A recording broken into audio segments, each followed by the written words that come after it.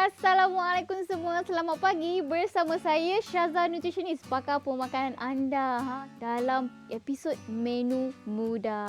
Hari ni lagi-lagi kita dalam bulan Ramadan ni kan, mulai mulia ni, mungkinlah mak-mak semua dah ketandusan idea.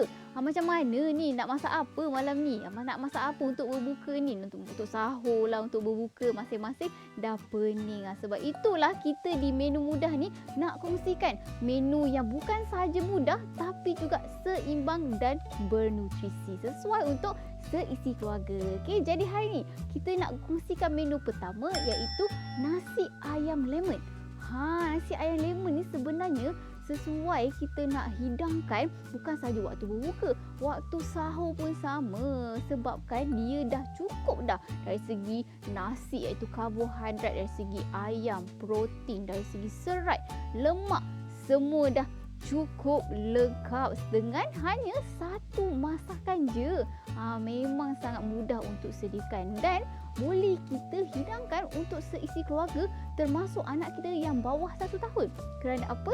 Kita tak gunakan sebarang perasa tambahan. Itu yang menariknya. Tapi kita gunakan apa? Kena tengok lepas ni. Okey, so menu yang kedua. Menu kedua pada hari ini kita akan hidangkan salah satu pencuci mulut yang famous, yang popular. Lagi-lagi dalam waktu bulan puasa ni tekak dah haus kan, lagi-lagi kita pergi pula bazar Ramadan, tengok macam-macam, mulalah teringin macam-macam. Tapi sebaiknya kalau kita dapat hidangkan ataupun siapkan kita punya dessert ataupun cuci mulut ke kuih muih ni dengan sendiri di rumah. Kerana apa? Kita boleh ubah suai sedikit kita punya menu ataupun resepi supaya dia lebih bernutrisi dan juga sedap dalam masa yang sama. Iaitu saya nak buat hari ni ialah sagu Melaka. Tapi tak ada gula. Itu so nama dia jadi sagu Melaka je lah. Tak jadi, bukan sagu gula Melaka. Okey, sagu Melaka bersih sihat. Alamak, tapi kalau tak ada gula macam mana? Sedap ke? Jangan risau. Saya akan gunakan satu bahan rahsia. Bahan apa tu? Kenalah tunggu lepas ni kita akan tunjukkan. Okey. Jadi yelah, tak lengkap lah kan kalau kita dah bulan puasa ni tak ada pula pencuci mulut. Kenalah ada kan. Lagi anak-anak kita mestilah kita minta. Sebesalah lah kita kalau walaupun nak sihat, tak semestinya kita tak boleh orang kata enjoy kita punya makanan. Boleh, cuma kita kena tahu dan pilih makanan yang lebih sihat. Kenalah ada walaupun dia sejenis pencuci mulut, tapi kita boleh juga jadikan dia lebih bernutrisi dengan tingkatkan fiber, iaitu serat, dan juga tingkatkan nilai vitamin dalam kita punya dessert ataupun pencuci mulut kita. Kan ada orang kata pencuci mulut sihat. Jarang-jarang tau. Lagi-lagi nak bulan puasa ni kan. Okey. Tapi macam mana cara-cara dia? Saya dah cakap panjang-panjang ni kan. Tapi nak tahu juga macam mana bersih sihat ni. Apa yang buatkan dia sihat? Sebab tu jangan pergi mana-mana. Hai, bersama saya semula Syaza Nutritionist, pakar pemakanan anda. Tadi kita dah cerita dah apa yang kita nak masak hari ni, iaitu menu pertama kita nasi ayam lemon. Sangat sesuai sebenarnya untuk kita hidangkan bukan sahaja waktu sahur, waktu berbuka pun sesuai sangat. Sebab apa yang kita boleh buat dengan menu ni, kita boleh orang kata meal prep. Kita boleh buat banyak-banyak dan simpankan, sejuk bekukan. Sesuai lah kalau mak-mak yang tak sempat kan nak bangun sahur tu, dah siap, kita masukkan saja menu kita, panaskan saja. Memang cukup mudah. Okey, sebelum kita tunjukkan cara-cara nak masak, kenalah kita tahu dulu apa bahan-bahan terutamanya, khasiat dia. Okey, dah nama pun nasi ayam lemon. Kita perlukan ayam lah semestinya. Hari ni kita gunakan ayam bahagian dada. Ingat tak apa yang saya pernah sebut sebelum ni? Kenapa saya pilih ayam bahagian dada? Bukan saja ayam bahagian dada ni orang kata banyak isi kan, tapi sebab dialah antara bahagian yang paling kurang lemak tetapi tinggi nilai protein. Okey, yang saya tunjukkan ni adalah untuk saiz 2 hidangan sebab dia agak besar. Kalau ayam dada tu dia macam saiz biasa, bolehlah seorang makan. Okey. So yang kedua, perlulah kita ada bahan-bahan perapan untuk ayam kita. Iaitu kita pertama sekali kita perlukan bawang putih. Bawang putih ni dalam 4 ulas pun dah okey. Bawang putih ni apa manfaat dia? Boleh katakan bawang putih ni sebenarnya dia dapat membantu juga kita orang kata meningkatkan imun sistem. Lagi-lagi kalau yang tengah tak sihat kan, sesama sebenarnya bagus tau. Dia ada antibacterial effect. Bukan saja bawang putih, bahan-bahan lain sebenarnya sangat sesuai untuk meningkatkan imunisasi kita. Okey, yang seterusnya kita ada mixed herbs ataupun herba-herba campuran. Okey, seterusnya kita ada stok ayam. Sebaiknya kita buat sendiri stok ayam ni. Kita rebuskan ayam tu dan dapatkan stok ayam ni. Okey, sebenarnya kita takkan gunakan garam je. Dalam menu ni sangat menarik sebab kita dah ada perisa orang kata sodium garam tu sendiri pada ayam tu sendiri. Jadi sebab itulah menu ni sangat sesuai untuk tingkatkan imunisasi badan. Lagi-lagi anak-anak kecil. Okey, jadi stok ayam ni kita perlukan dalam 1 cawan. Okey, seterusnya mestilah kena ada sumber karbohidrat kita. Tak sahlah kalau tak ada kan. Sumber karbohidrat kita ialah beras. Perasan tak saya gunakan beras apa ni? Saya gunakan beras basmati. Saya rasa mesti ada kata, bukan ke kalau nak sihat kena beras perang? Kan, itu biasalah kita dengar. Okey, semestinya lagi baik kalau kita dapat ambil beras perang, tetapi tak semua orang menggemarkan beras perang sebab beras perang ni memang tinggi dengan antioksida, tinggi dengan serat kan, memang pilihan yang baik. Mungkin kalau untuk anak-anak lebih baiklah kita boleh juga gantikan dengan beras basmati, beras babol, iaitu beras yang lebih rendah kandungan glycemic index dia. Itu tahu tak apa glycemic index tu? Okey, glycemic index ni sebenarnya menentukan berapa cepat kita punya karbohidrat ni makan daripada makanan boleh bertukar kepada gula. Lagi lambat, lagi rendah kita punya glycemic index, lagi baik. Macam juga beras basmati, beras babol dan juga beras perang. Ini kita gunakan dalam 1 cawan beras untuk 2 orang makan. Okey. Seterusnya dah ada kita punya orang kata protein, dah ada karbohidrat dan kita kenalah ada lemak kita, iaitu kita pilih mentega. Mungkin ada yang tanya apa beza margarin dan juga mentega? Okey, semestinya lagi baik kita pilih mentega kerana margarin mempunyai lemak trans, iaitu yang lemak yang sepatutnya kita elakkan. Berbanding mentega semestinya mempunyai sumber daripada produk tenusu tu sendiri dan pilihan yang lebih baik walaupun dia mengandungi lemak tepu. Alright, dah ada karbo, dah ada protein, dah ada lemak dan tak lengkaplah kalau tak ada kita punya separuh pinggan iaitu serat. Banyak kan warna-warni. Ingat tak kenapa warna-warni? Lagi banyak warna lebih baik kerana berbeza phytonutrien dia. Setiap warna melambangkan nutrisi yang berbeza. Okey, kita cakap pasal hijau. Yang paling famous ya. Warna hijau ni melambangkanlah kita punya serat. Dia punya serat yang tinggi ya, dan brokoli ni merupakan antara salah satu sayuran yang tinggi juga dengan vitamin C. Ya, tinggi dengan vitamin C. Sebenarnya apa yang ada dalam ni semuanya tinggi dengan vitamin C. Tomato lah, kita punya capsicum lah, lemon lah, semuanya tinggi dengan vitamin C. Sangat sesuai untuk imunisasi badan. Okey. Dan kita punya tomato.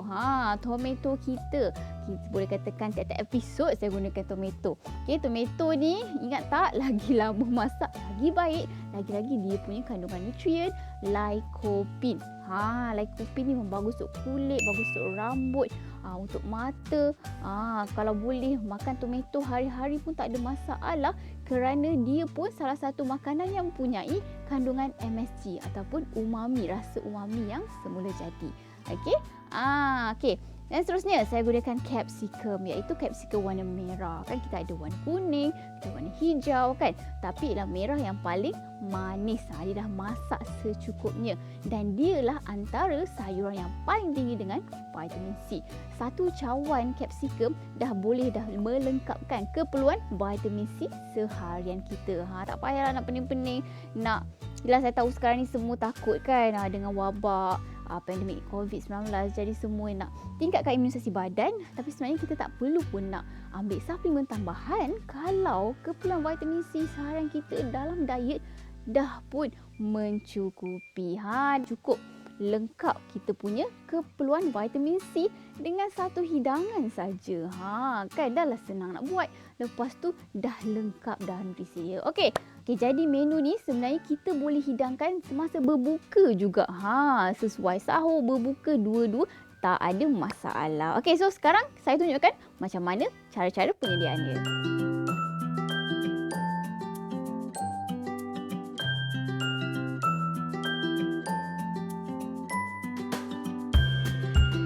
Okey, so mula-mula kita ambil bawang putih kita.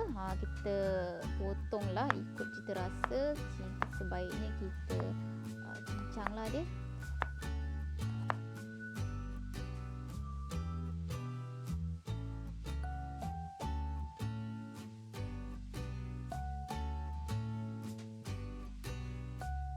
Okey, lepas kita dah potong bawang putih kita boleh ambil pula lemon. Sebab kita nak jus dia kan. So tips untuk bagi jus dia banyak keluar, kita boleh golek-golekkan dulu.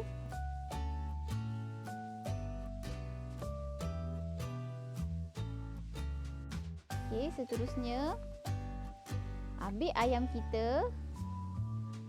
Kita sediakan mangkuk berasingan. Okey, kita masukkan ayam kita.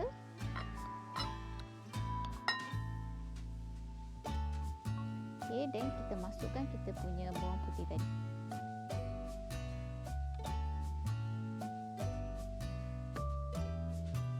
Lepas tu kita perah lemon. Saya katalah dia ikut masing-masing punya cita rasa. Ada yang suka letak black pepper pula kan. Nak pedas-pedas sikit.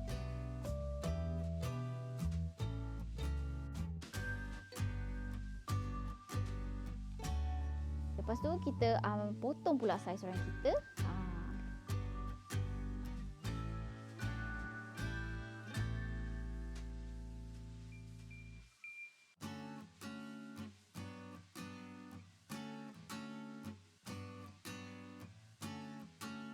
Lepas tu kita punya capsicum. Okey, ini pun ada orang suka hiris, ada orang suka potong dadu kan.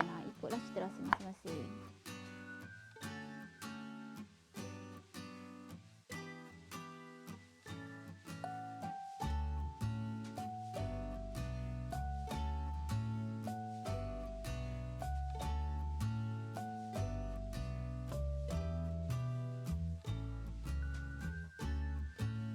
Jadi macam mana kita nak buat? Lepas ayam kita ni dah pun siap perapannya, kita akan grillkan dia bersama dengan mentega tadi. Macam inilah kita punya kejadian nasi ayam lemon kita. Tengok dah ada brokoli, ada tomato, ada capsicum, ada ayam kita dan juga nasi kita. Tengok dah berubah warna dah kerana stok ayam tu dapat meresap ke dalam nasi kita tadi. Tapi tak nampak macam suku-suku separuh kan? Jom saya tunjukkan macam mana nak jadikan dia suku-suku separuh. Okey, jadi siaplah sudah kita punya menu yang pertama. Nasi ayam lemon tadi dalam periuk. Sekarang baru kita nampak macam mana suku-suku separuh daripada menu kita tadi. Hanya dengan satu masakan kita boleh lengkap. Dah ada sayur, dah ada protein, dah ada karbohidrat. Nampak tak suku separuh? Semua ada, lengkap lah kita punya hidangan hari ini. Sesuai untuk sahur, sesuai untuk berbuka. Kalori pula macam mana? Okey, kalori kita memang orang kata sesuai lah. Bukan saja untuk anak-anak, lepas tu mengenyangkan, tetapi kalori dia lebih kurang hanya dalam 380 hingga 400 kalori sahaja. Sesuai juga kalau yang nak mak-mak kan, ayah-ayah ke nak turunkan berat badan kan. Menu ni bukan saja sihat, sesuai untuk makan seisi keluarga, sangat seimbang juga dalam masa yang sama. Okey, cukup lengkaplah kita punya menu pertama. Macam mana pula menu kedua kita? Jangan pergi mana-mana, kita kembali selepas ini.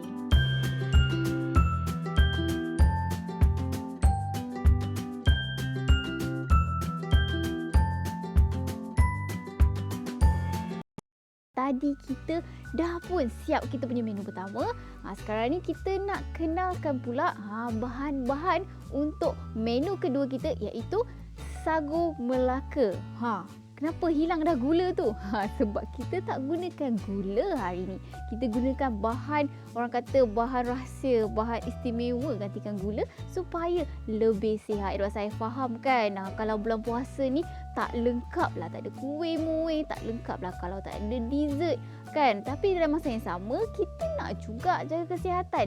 Sebab itulah saya nak kenalkan menu kita pada hari ni. Okey, dia punya bahan-bahan lebih kurang sama, tapi kita orang kata improvise sikit supaya lebih sihat. Okey, dah nama pun sagu Melaka, sudah tentu kita perlukan biji sagu. Okey, ini dalam 1 sudu makan sahaja dah pun mencukupi. Apa manfaat sagu ni sebenarnya? Okey, sagu ni bukan sahaja mengandungi antioksidan, tapi dia juga antara kita boleh panggil resistant starch.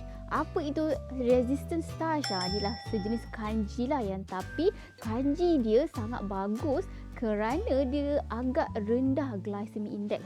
Jadi sesuai untuk kita hidangkan juga kalau kita ada masalah diabetes. Okey, yang seterusnya kita perlulah ada kita punya biji selasih. Okey, nampak macam kecil, nampak macam ada khasiat kan?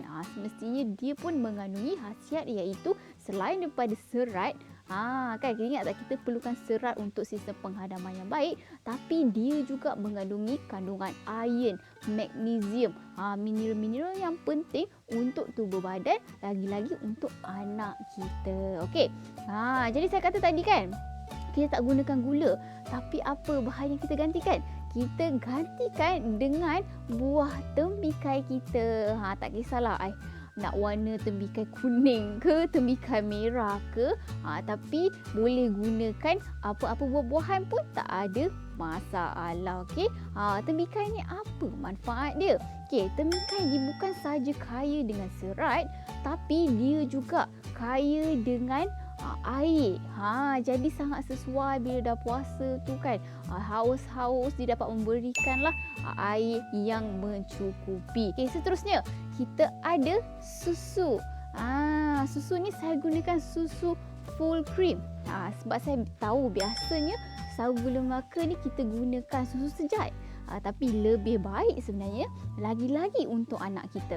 Adik-adik semua sebaiknya pilihlah susu full cream kerana ia mengandungi kandungan nutrisi yang lebih lengkap untuk tumbuh besaran anak-anak. Jadi macam mana kita nak buat ni? Jom saya tunjukkan.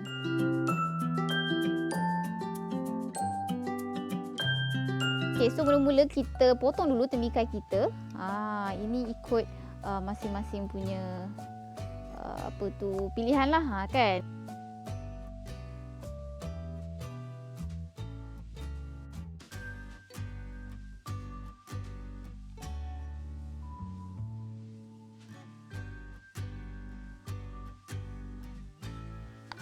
Okey, lepas tu untuk sagu ni kita perlulah rebus terlebih dahulu. Yang ni untuk seorang makan. Jadi saya hanya gunakan 1 sudu je. Okey, lepas kita rebus, dia akan jadi macam ni. Kan banyak kan, walaupun 1 sudu cukuplah untuk seorang makan. Dan macam mana seterusnya? Kita ambil bekas ni, kita punya tak kisahlah nak menarik kan, buatlah cantik-cantik sikit.